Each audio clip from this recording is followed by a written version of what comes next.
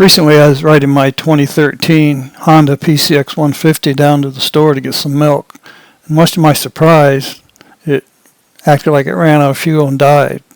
So I waited a few minutes, it started back up, and I found that I could run 40 miles an hour no problem. When I took it up to 55, then it would run out of gas and die. So I figured, okay, there's a fuel restriction going on.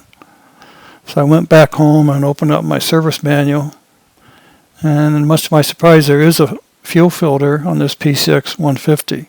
You don't hardly ever see it anywhere on the internet, but it does exist. And this video is about changing that fuel filter.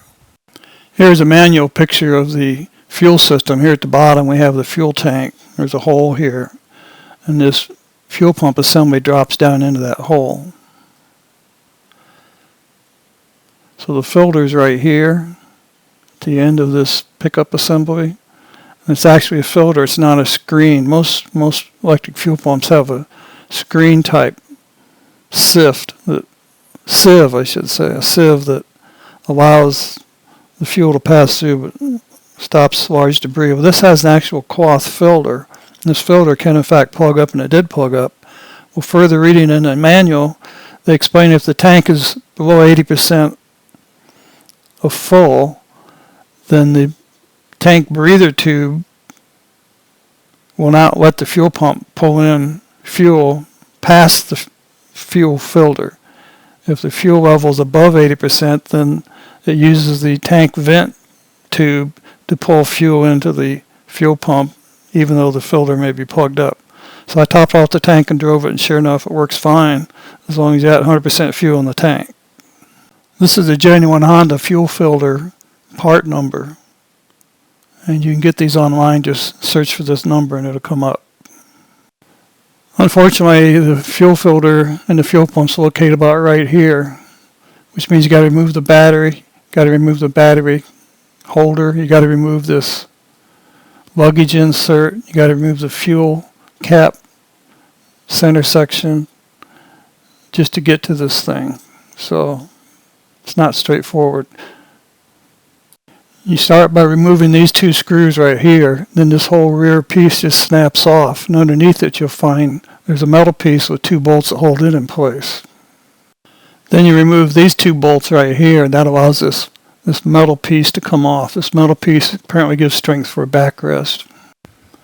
There's 4 bolts down here at the bottom. You take those 4 bolts out, and then you got to pry these side panels. Just pry them out like 1/4 of an inch. Then this whole back piece lifts right out, and the luggage compartment is removed. The throttle body is located right here, the radiator cap's located here, and the radiator overfill bottle is up here. So this is a view with the luggage insert removed. Next we have to remove the battery up inside here, then we have to remove this center cover, and then we have to remove the battery box to get access to the fuel tank. With the center cover removed, you have to rotate this rubber boot which surrounds the gas cap. It has a drain on it, and the drain's too hard to disconnect the drain hose, so I just turn it 90 degrees to get it out of the way.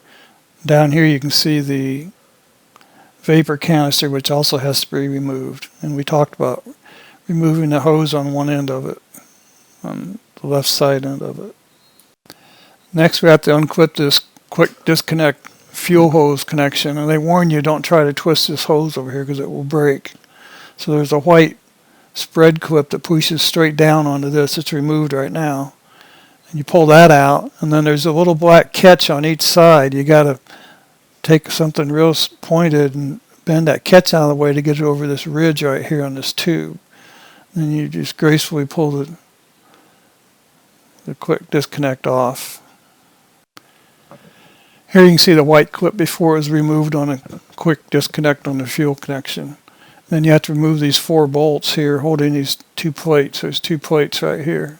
They're held in place by these 4 bolts, and you have to remove this plug. You lift up on this little clip here, and this whole outer shell unplugs from the fuel pump. Then you have to do some severe acrobatics to get this fuel pump out, because you have the screen on the bottom, I should say the filter, and you also have the fuel level sending unit. They all interfere with getting the thing out of that hole. but twist and move, and eventually you will get it out. It's very difficult to get out. It's very difficult to put back in. There's also an O-ring and also a flat sealing bushing. So there's two seals on this thing. Make sure you keep track of where they are when you remove the fuel pump. Here's a view of the fuel pump assembly. I have already put on the new fuel filter.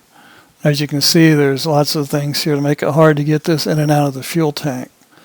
The sending unit shown right up here on this U-shaped bracket makes it very difficult to get the pump in and out of the fuel tank. But it can be done as long as you put your mind to it and do acrobatics with the pump.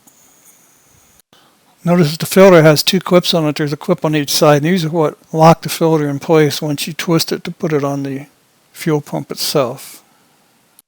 The new filter comes with a new O-ring, and you place that on the pump first, then you push the filter down on the pump at a 90-degree angle, and you rotate it towards the two posts, which locks these two clips into place, and that's what holds the fuel filter to the fuel pump assembly.